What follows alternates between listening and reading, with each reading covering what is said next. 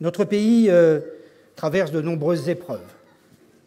Le Covid, toujours un peu présente, la flambée des prix de l'énergie, la forte inflation des denrées, notamment alimentaires, de consommation courante, toujours quelques craintes d'actes terroristes, et puis cet été avec son lot d'inondations, de fortes chaleurs, d'incendies.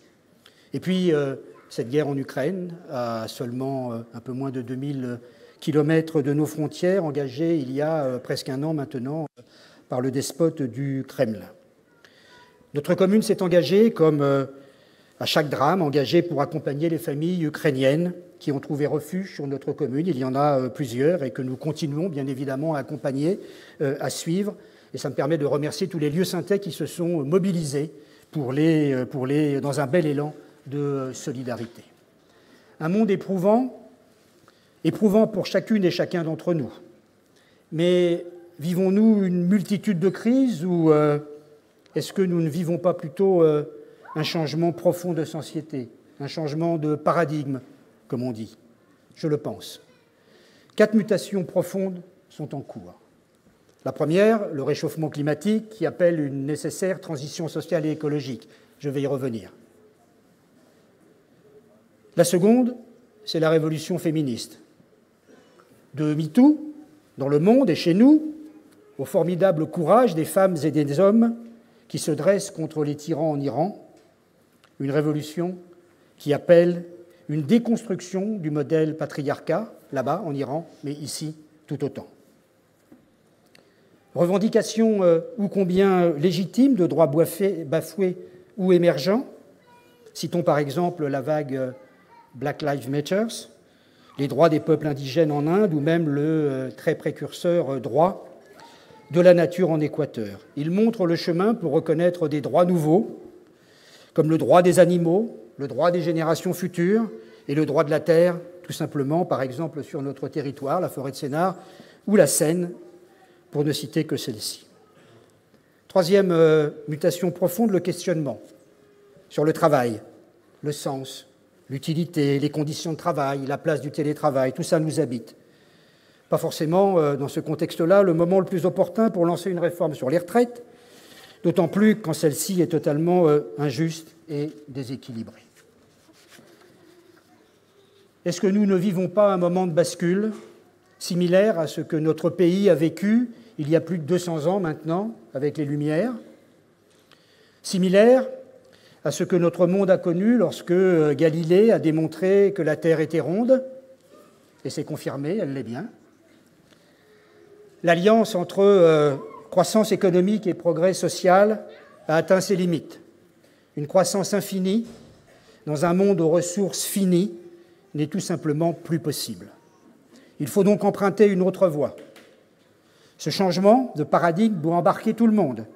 Nous devons faire société, assurer la cohésion sociale, pour se faire un seul chemin, plus de justice. Un monde plus juste, une Europe plus juste, une France plus juste, avec une conviction profonde. L'avenir de notre pays et le traitement de ses priorités passent d'abord par les territoires, les villes, les intercommunalités au premier chef. En ces périodes de perte de confiance constatée en nos institutions, quelles qu'elles soient, et donc en la politique, les territoires sont en grande partie la solution. Les territoires sont à l'échelle du possible, par leur proximité, leur agilité, leur lien permanent avec les habitantes et les habitants, leur connaissance fine des atouts et des faiblesses concrètes de nos territoires. Nous l'avons démontré lors de la période Covid, la période critique de la période Covid, livraison, fabrication de masques, mise en place de centres de vaccination, adaptation permanente du scolaire comme du périscolaire. Il nous faut, à l'échelle nationale, aller au bout de la décentralisation. Imaginez une hybridation où les États sont garants des institutions de la sécurité, de la protection sociale, de l'égalité, et les territoires à la pointe de la transformation sociale. Et surtout, une nouvelle méthode de l'action publique, respectueuse des territoires, basée sur la coopération, l'alliance des territoires, l'exemplarité, le sens de l'intérêt général, bref, une confiance en les territoires et ses représentants. Oui, les territoires sont la solution. Parmi la multitude des sujets, je voudrais développer et partager avec vous ce soir 2 priorités à notre échelle, l'écologie et l'éducation. L'écologie, car il y va de la survie de l'humanité. L'éducation, pour amplifier le pouvoir d'agir, le pouvoir de vivre de chacune et de chacun. La première des priorités est mondiale, la lutte contre le réchauffement climatique. Avec d'abord un autre regard à porter sur le vivant. Notre société occidentale s'est construite sur un rapport à la nature qui ignore les liens multiples d'attachement, de dépendance réciproque, qui connectent un humain aux autres formes du vivant, que ce soit les plantes ou les animaux. Nous avons mis les humains et leurs seuls intérêts au cœur du système. Conséquence, nous avons utilisé et nous continuons à utiliser les ressources de la Terre sans retenue, ce qui aboutit, entre autres, au réchauffement climatique que nous constatons et à des pertes de biodiversité. Bienvenue dans l'Anthropocène. C'est le nom que les scientifiques ont donné à cette période, qui coïncide avec le début de la révolution industrielle et dans laquelle les activités humaines ont de fortes répercussions sur les écosystèmes de notre planète. Ce serait donc à l'humanité dans son ensemble que reviendrait la responsabilité de l'apocalypse? Pas tout à fait. À l'échelle de la planète, les 10% les plus riches sont responsables de la moitié des émissions totales de gaz à effet de serre. La symétrie entre richesse et émissions est tristement presque parfaite. Cette élite de la pollution pollue 4 fois plus que la moitié la plus pauvre de l'humanité. Les plus riches polluent et les plus pauvres subissent. Le temps nous est désormais compté. Les dernières études scientifiques nous montrent que nous avons une vingtaine d'années pour sortir d'une société trop largement fondée sur le carbone. Si le réchauffement augmente encore de 1,5 degré de plus, et nous y sommes quasiment, nous aurons des catastrophes climatiques en cascade, des vents, des inondations, des vents, des tempêtes, ce que nous avons en partie vécu déjà en 2022. 1,5 degré, 2 degrés, cela peut paraître peu à l'échelle de notre météo quotidienne. Pour se l'imaginer, il faut prendre comme référence la température du corps humain, 37 degrés à peu près.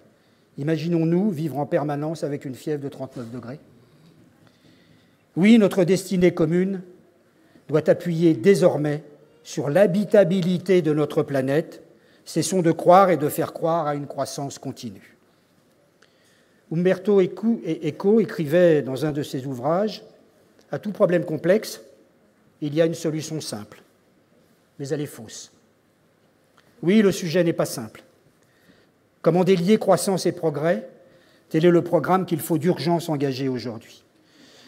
Je disais tout à l'heure, les territoires sont la solution. Mais que fait Grand Paris Sud, notre agglomération, en la matière? Notre démarche, la démarche que nous avons engagée avec beaucoup de volontarisme, est de traiter les défis écologiques et les défis sociaux de manière indissociable. La dimension de la justice sociale est présente dans la conception même de nos politiques publiques. C'est pour cela que nous parlons de transition sociale et écologique. Pour cela, nous misons sur plusieurs choses, mais singulièrement sur la maîtrise publique. La transition sociale et écologique implique un retour au collectif des biens communs, ceux que l'argent ne doit pas pouvoir acheter, l'eau, l'énergie, le sol. Il nous faut les mettre sous souveraineté publique, à l'abri de l'accaparement marchand. Cette maîtrise publique vise à régénérer le lien social, à inspirer les citoyens avec du sens donné à l'action politique. Impulser une production et une consommation plus sobres. Récupérer et gérer cette maîtrise publique n'est pas chose facile. Elle nécessite une forte volonté politique, nous l'avons. Elle nécessite une grande capacité technique, managériale et financière, nous l'avons aussi. À Grand Paris, la maîtrise publique de l'eau, nous y sommes presque. Avec un premier effet en 2023, alors que l'INSEE prévoit une inflation de 7%, alors que la plupart des syndicats d'eau augmentent le prix de l'eau cette année, pour ces raisons-là, nous maîtriserons sur Grand Paris Sud le prix de l'eau grâce à notre régie publique et nous limitons la hausse à 1%, ce qui est tout simplement exceptionnel.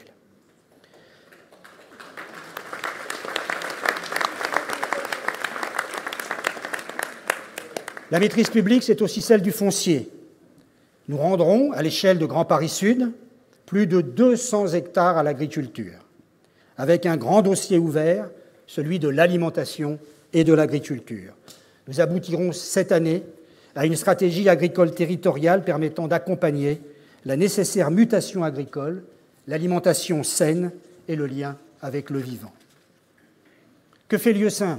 Ville écologique. Notre stratégie est solide et elle n'est pas nouvelle. Elle date de 2008, avec des réalisations fortes.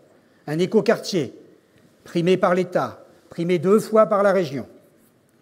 L'écopôle, que nous partageons avec Moissy-Cramayel et Comble-la-Ville, pour un autre développement économique qui décolle en ce moment, avec notamment de l'économie circulaire, chère Lynn. La renaturation des espaces naturels, le Rue des Aules, le bassin de la Motte, nous avons été primés. Et en 2023, le lancement des travaux de l'écoquartier, phase 2, 515 logements et un enjeu central, la biodiversité. L'allée Royale, une allée majestueuse qui relie les forêts de Rougeot et les forêts de Sénart, une allée qui est aujourd'hui un corridor humain assez extraordinaire pour les joggeurs, pour les marcheurs, pour les cavaliers, pour les cyclistes, mais qui n'est pas encore un corridor écologique. Il nous faut faire en sorte que les insectes, que les oiseaux, que les renards peut-être aussi puissent aller d'une forêt à une autre. Nous allons engager ce chantier-là de manière à faire de l'allée Royale un corridor écologique. Voilà ce que la biodiversité nous demande. Un plan vélo, bien sûr, qui est déjà extrêmement significatif sur notre commune, avec plus de 18 km. Nous sommes déjà la 3e ville cyclable d'Île-de-France. La 3e ville cyclable d'Île-de-France. Nous avons réalisé en 2022 4 km. Nous en réaliserons 5 en 2023 et en 2024. L'éco-pâturage, on continue. Et puis à venir, l'installation. Elles sont là, quelque part. L'installation d'une ferme pédagogique et thérapeutique sur le Carré Sénart. Voilà le lieu urbain, le lieu de rayonnement. Eh bien, il abritera cette ferme pédagogique. C'est un pari que nous faisons sur des terrains qui ont vocation à être urbanisés, mais je suis sûr que ça marchera. Et comme ça marchera, on saura leur trouver le meilleur lieu ensuite. La biodiversité, le rapport à la nature, le rapport au vivant, évidemment, c'est aussi ça. Et la dimension thérapeutique est absolument excellente. Voilà sur les aspects écologiques, mais il y a aussi les aspects sociaux, transition sociale et écologique. La gratuiterie et son prolongement éphémère, avec le dressing collectif au sein de notre centre commercial Carré Sénart. Le tout à 2 € et avec un message fort. Un autre mode de consommation est possible. Voilà. Et ça a marché. Notre restauration scolaire, avec un double choix, intégrant un menu végétarien pour les élémentaires, c'était déjà, mais maintenant pour les maternelles, puisque ça nous a été demandé, plus des actions anti-gaspi, 40% de bio, la cuisine faite sur place, bref, la restauration scolaire, c'est un véritable marqueur de notre territoire. Et tout cela, quand même, sans augmentation de la fiscalité locale pour la part communale.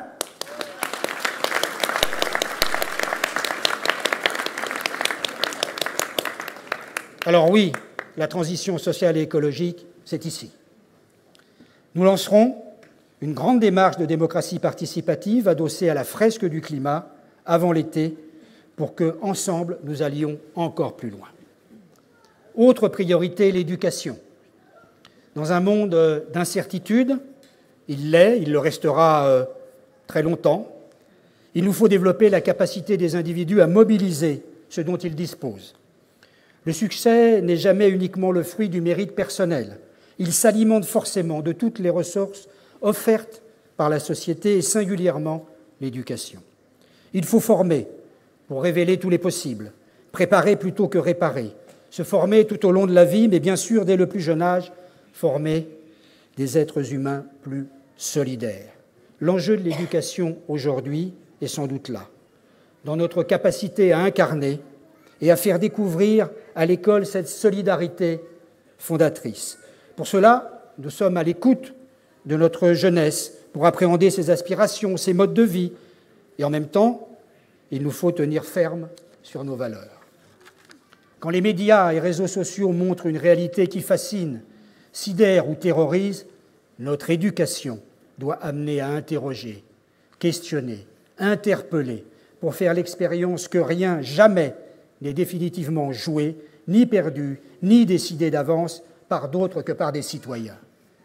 Quand la société enjoint d'appartenir à tel ou tel clan qui procurera identité et sécurité, notre éducation doit montrer que le vrai bonheur est dans l'ouverture aux autres, dans l'altérité. Quand partout, on susurre qu'on ne peut trouver de plaisir que dans la consommation effrénée de l'épuisable, notre éducation doit prouver au quotidien que le vrai plaisir est dans le partage de l'inépuisable, les œuvres d'art et de culture, les connaissances, les savoirs, la transmission, la création, la contemplation du mystère du vivant. C'est cela l'ambition que nous portons pour nos plus jeunes, avec tous les acteurs de l'éducation, au premier rang desquels l'éducation nationale, et nous avons la chance sur notre territoire d'avoir à Lieusaint de super équipes de l'éducation nationale, son inspectrice académique, Anan Mougamir, qui est là, voilà, et qui impulse, évidemment, avec beaucoup de dynamisme, ces politiques-là, mais c'est aussi les enseignantes, les enseignants, les directrices, les directeurs, les principales de collèges et même les proviseurs de lycées voisins. Je pense au lycée Mendès France. Merci, Madame la proviseure, de votre présence.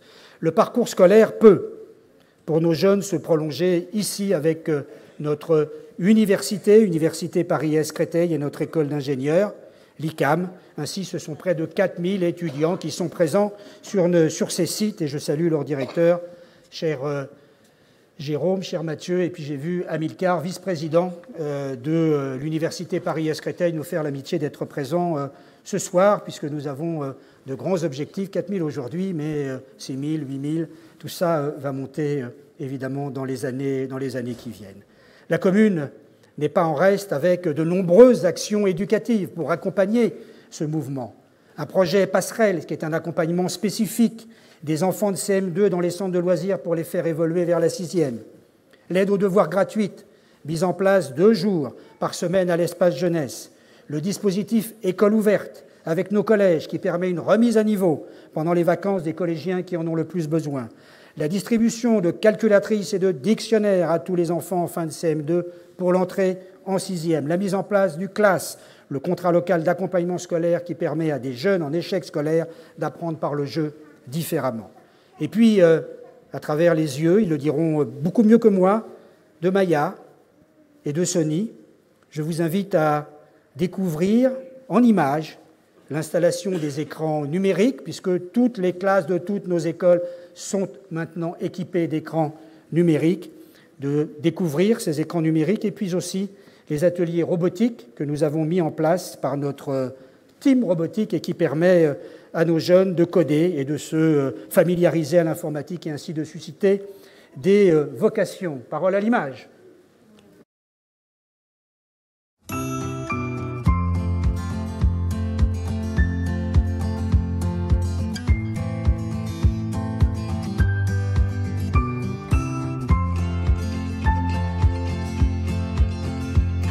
Alors, première image, qu'est-ce que l'on voit? Donc, je m'appelle Monsieur Vives Steve et j'enseigne à l'école élémentaire L'Eau Vive depuis 1 an. Ce qui est intéressant avec le tableau numérique, c'est qu'il permet de favoriser les interactions entre élèves et puis il permet aussi de faire émerger une certaine motivation dans le travail. On arrive à capter davantage leur attention. Cette image-là, on l'avait vue, qui s'en rappelle, Marie-Claire. Il permet aussi d'aller chercher des contenus très riches, des contenus variés, comme par exemple des audios, des vidéos, des images. Et donc cela va permettre en fait d'illustrer directement notre propos. On peut vraiment favoriser la construction des apprentissages de façon collective et participative. Il existe vraiment des plus-values au niveau des disciplines parce qu'on peut accéder à des logiciels et à des applications qui sont très pertinentes par rapport à la discipline associée. Maintenant, je vais vous demander, selon vous, quelle est la première raison des déplacements en France ?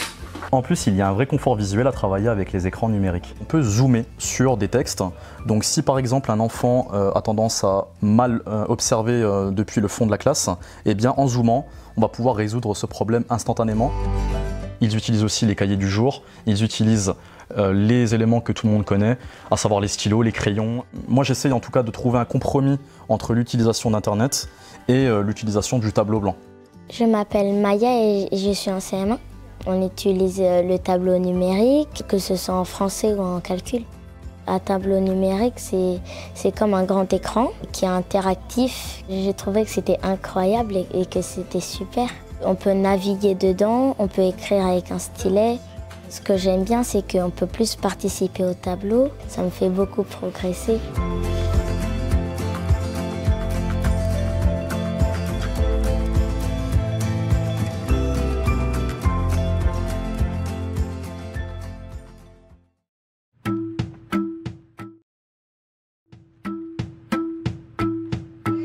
Salut Sophie, ça va?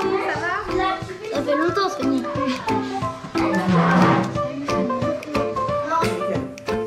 Je m'appelle Kathleen, donc je suis animatrice scientifique au sein de la commune de Lieusaint. Donc on est détaché depuis le mois de septembre pour faire des animations robotiques et scientifiques avec les différents publics de la ville. Donc on intervient dans les écoles, donc on fait des ateliers robotiques dans les classes, donc de la maternelle au CM2. On fait aussi des ateliers dans les accueils de loisirs et on intervient dans différentes structures de la commune, donc par exemple au centre social, à la MCA. On touche différents publics de la commune. On a vraiment ce côté éducatif, c'est évolutif.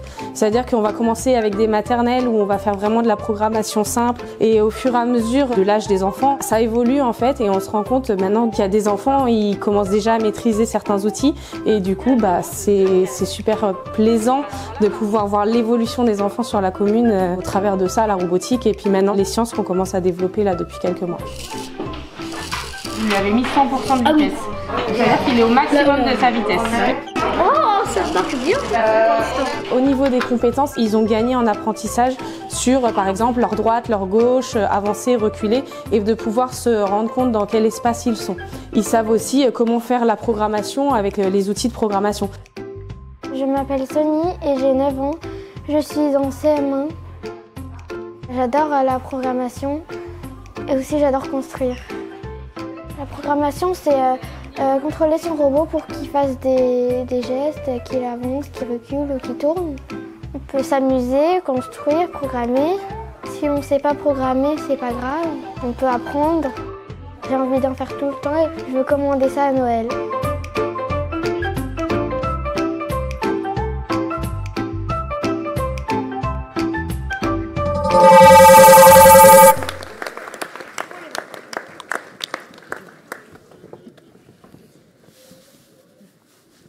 Voilà, sur la robotique, notre volonté, c'est que l'ensemble des élèves soient sensibilisés à la robotique.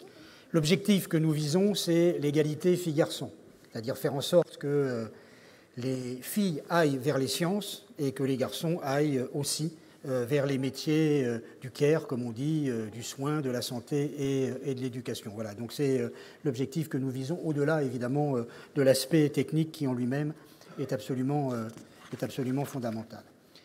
À tous ces éléments plutôt éducatifs, je rajoute l'offre culturelle que nous portons sur la commune, qui est un des marqueurs. Je salue évidemment le directeur et la directrice adjointe, j'ai oublié, du théâtre Sénart, voilà, qui sont présentes.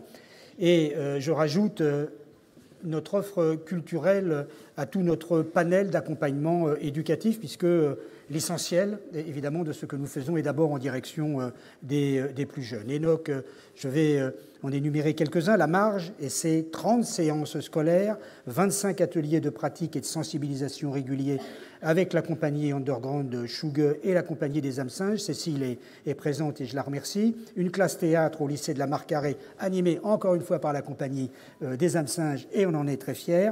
L'exposition Art d'école pour 10 classes de maternelle et de CP qui découvrent tout simplement l'univers des artistes. La Maison des arts et des cultures et ses 125 ateliers de pratique scolaire. Et puis 2 intervenants dans les classes élémentaires pour la sensibilisation musicale sur l'année. Je m'arrête là. Vous voyez, la culture est vraiment une force de notre territoire. Elle ouvre sur le monde, elle nous ouvre au monde, elle nous rattache aux autres, elle permet de développer l'empathie, la capacité d'écoute, de mieux ressentir les choses, des qualités dont notre société a vraiment besoin. Albert Einstein a écrit « La connaissance est limitée, mais l'imagination peut embrasser l'univers entier ». C'est ce que nous souhaitons développer pour tous nos jeunes. L'éducation, c'est aussi le sport. Et nous portons avec l'éducation nationale, merci Madame l'inspectrice, le sport apprenant. Voilà, nous le développons. Premier objectif commun, c'est de permettre tout simplement aux 30 minutes affichées nationalement de sport par jour en école élémentaire. Et pour ce faire, la commune met à disposition ses éducateurs et mobilise les éducateurs des associations sportives qui sont comment dirais-je, engagés. Nous travaillons aussi ce sujet sport apprenant à l'échelle de Grand Paris Sud et nous sommes sur un autre sujet, le premier territoire en France à nous emparer d'une nouvelle politique publique, le savoir y jouer, qui englobe le gaming, le e-sport. Je ne sais pas si ça vous dit quelque chose, mais pour tous les parents qui ont des ados et qui voient nos ados en train de pratiquer des jeux, des heures et des heures, des jeux qu'on ne comprend pas bien, que souvent on juge un peu violents, eh bien, on s'est dit qu'il fallait, parce que le numérique est un fait de société, y adosser une politique publique. Cette politique publique, c'est le savoir y jouer qui permet de prévenir les risques de repli sur soi, les risques d'obésité, qui sont des risques de santé avérés, mais aussi être en capacité tout simplement de valoriser les compétences que le jeu amène. Et le jeu amène énormément de compétences en matière de dextérité, en matière de rapidité, en matière de stratégie, en matière de jeu collectif. Et ce sont des compétences qui ne sont pas des compétences valorisées par l'école, parce que la pédagogie est une pédagogie différente, une pédagogie déductive. C'est par l'échec que l'on apprend, mais ce sont des compétences qui sont très précieuses dans le monde d'aujourd'hui. Voilà, nous y sommes. Et nous allons déployer tout ça à l'échelle de notre commune, mais plus largement à l'échelle de l'agglomération. Voilà, je reste encore un peu sur l'éducation pour vous informer que 2 projets avancent bien. Celui d'un nouveau bâtiment universitaire, merci Amilcar, sur le site Sénarté de l'Université Paris-Est Créteil. Il sera dédié à la formation, mais aussi à la recherche. C'est important qu'il y ait de la recherche. C'est ce qui ancre la formation sur notre territoire. Et il permettra de proposer des cycles master ici à Lieusaint et à Moissy. Et celui d'un lycée. Nous y travaillons, vous me le demandez chaque année, avec le maire de Saint-Pierre-du-Perret, notamment pour une localisation sur le Carré Sénart. Nous allons y arriver. Voilà, j'aurais également aimé, au-delà de l'écologie, au-delà de l'éducation, vous parler encore longtemps, et notamment vous parler santé, parce que je sais que c'est une préoccupation évidemment importante. J'aurais aimé vous parler du pôle médical 2, dont le chantier est en cours, ouverture 2024, du centre Spa Bien-être, dont le chantier est en cours, ouverture 2024, le tout sur le Carré. J'aurais aimé vous parler du contrat local de santé que nous allons travailler avec l'Agence régionale de santé. La dimension prévention que nous devons maintenant porter doit s'accélérer. L'accès aux soins pour traiter de la santé n'est pas suffisant. Il nous faut évidemment englober l'ensemble des dimensions. J'aurais aimé aussi vous parler, au-delà de la santé, de la rénovation de notre place du Colombier. Notre démarche de concertation se poursuit. Une nouvelle réunion dans les semaines, dans les mois qui viennent, sera calée. J'aurais aimé vous parler sport aussi, avec nos 2 terrains synthétiques au parc Omnisport et qui permettent à notre club de football de se développer et même d'accueillir le Barça au mois d'avril. Nous y serons tous invités, ils sont présents et je les en remercie. Et puis vous parlez aussi du futur skatepark. Alors maintenant on ne dit plus skatepark, on dit Poum Park. D'après ce que j'ai compris, c'est pas ça? Oui, bon, c'est ça. Bon, Non, bah voilà. Bon, skatepark. voilà. Donc il y a encore un débat sur le sujet, mais il sera prêt courant d'année. On a pris un petit peu plus de temps parce que nos élus du Conseil municipal des jeunes se sont beaucoup engagés sur ce sujet, sont allés en voir plusieurs pour définir les besoins. Aujourd'hui, les besoins sont parfaitement définis, donc on va pouvoir passer à la réalisation, ce qui me permet de saluer nos conseillers municipaux juniors qui font un travail absolument remarquable. Les représentants sont ici, ils sont là très engagés pour la commune et avec à chaque fois une dimension écologique très marquée. L'écologie est vraiment quelque chose qui habite et je crois que c'est absolument essentiel.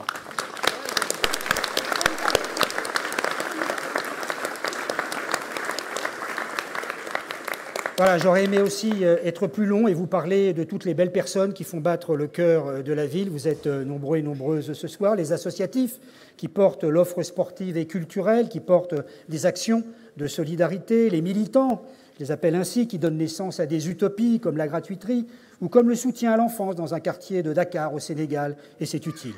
Les conviviaux qui animent notre centre social, les citoyens qui participent à notre démocratie locale, les héroïnes et les héros du quotidien qui covoiturent leurs voisins, qui font les courses de celui qui est immobile aujourd'hui ou gardent les enfants d'un troisième. Nos commerçants qui animent notre vie locale, nos professionnels de santé, nos soignants, qui sont sur le pont en permanence avec un dévouement sans fin, notre commissaire de police et les membres de son équipe avec une tâche difficile, conséquente, fondamentale, qui sont les garants de nos biens, évidemment, et de nos personnes. Sans police, il n'y aurait pas de société.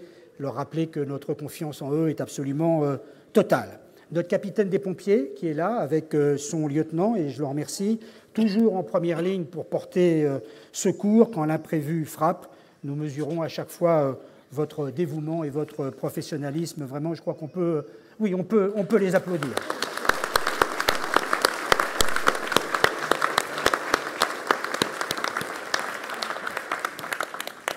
Vous le savez, le sujet, un des sujets majeurs sur cette commune, le vrai peut-être, c'est le vivre ensemble. Expression certes un peu utilisée, galvaudée, mais qui définit le commun de femmes et d'hommes qui changent, qui bougent sans cesse, qui voyagent, qui déménagent, qui se séparent, qui travaillent, qui chôment, qui mangent, qui boivent, qui veulent et disent tout et son contraire, créent des œuvres, des entreprises magnifiques, cultivent leur jardin, bref, vivent ensemble. Je voudrais vous lire à cet effet quelques mots des Misérables de Victor Hugo. À Jean Valjean, le bagnard rejeté de partout, méprisé, battu, avili, l'évêque de Digne ouvre sa maison. Et lorsque Jean Valjean lui dit « Monsieur, comment pouvez-vous ainsi accueillir chez vous, sans méfiance, un homme à la mine aussi sauvage que moi et dont vous ne connaissez même pas le nom ?» Son hôte répond ceci. « Si, je le connais, ton nom. Tu t'appelles mon frère. » Voilà une petite histoire que nous a légué le grand Hugo et qu'il faudra transmettre encore et encore et encore pendant 1000 générations. Notre ambition est bien de créer des cadres de confiance pour que la bienveillance naturelle des humains l'emporte sur toute autre qualité. La confiance ne se mérite pas, ici, elle se donne.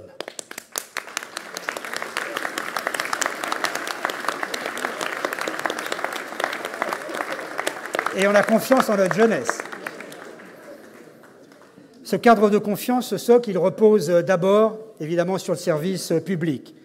Le service public dans notre ville, c'est l'œuvre des agents municipaux, des agents de l'agglomération qui agissent sur tous les fronts pour répondre aux besoins. Et bien sûr, ils sont à l'œuvre ce soir aussi avec leurs multiples métiers, techniques, communication, sécurité, restauration dont nous allons pouvoir profiter des talents dans quelques minutes.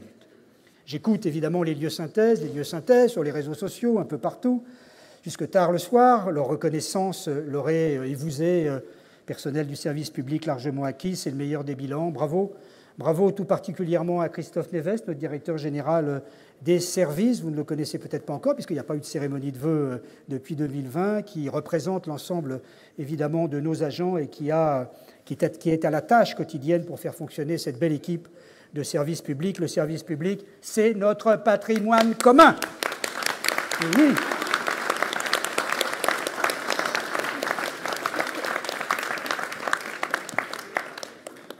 Notre monde est certes inquiétant, mais il est tout autant enthousiasmant. Les enjeux nous dépassent, mais ils doivent nous transcender. Fort du service public de notre bloc communal, fort de chacune et de chacun d'entre vous, sûrs de nos valeurs, soyons convaincus qu'ensemble, nous sommes une forme irrépressible pour un lieu sain, généreux et riche d'avenir. Albert Camus disait « La vraie générosité avec l'avenir consiste à tout donner au présent. » Alors mes amis, donnons tout dès maintenant. Bonne année 2023 à chacune et à chacun d'entre vous. Bonne année 2023 à Lieu-Saint, à Grand Paris Sud. Vive la République et vive la France!